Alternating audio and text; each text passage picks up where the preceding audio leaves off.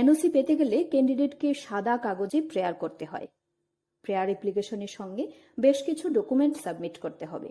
সেগুলি হলো undertaking by the candidate, self declaration by the candidate, declaration from the immediate authority, acceptance of joining of present post, acknowledgement copy, notification copy of exam, prospectus copy of exam, service particular of the candidate.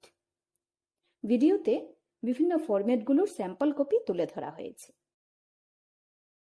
প্রথমেই no objection অ্যাপ্লিকেশনের একটি sample copy দেওয়া হলো।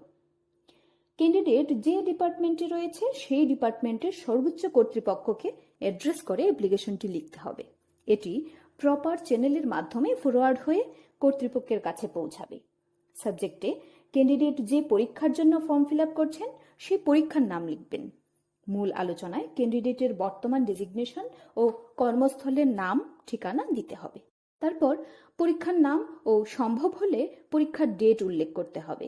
নিচে signature করে তার নিচে ক্যান্ডিডেটের পুরো নাম, ডেজিগনেশন এবং কর্মস্থল লিখতে হবে। এনক্লোতে যে যে ডকুমেন্ট অ্যাপ্লিকেশনের সঙ্গে দেওয়া হবে সেগুলোর নাম লিখতে হবে। আন্ডারটেকিং হলো পরীক্ষায় পাশ করে নতুন চাকরিতে জয়েন করার আগে বর্তমান চাকরিতে রিজাইন করার অঙ্গীকারপত্র। এখানে ক্যান্ডিডেটের নাম, বাবার নাম, বর্তমান ডেজিগনেশন ও কর্মস্থলের নাম উল্লেখ করতে হবে। তারপর যে পোস্টের জন্য অ্যাপ্লাই করা হচ্ছে সেই পোস্টের নাম উল্লেখ করে রিজাইন করার কথা লিখতে হবে।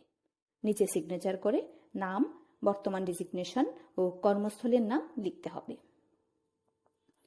সেলফ ডিক্লারেশন হলো বর্তমান কর্মস্থলের দায়িত্ব ও কর্তব্যে অবহেলা না করার ঘোষণাপত্র। এখানে নাম, ডেজিগনেশন ও কর্মস্থল উল্লেখ করতে হবে। পরীক্ষা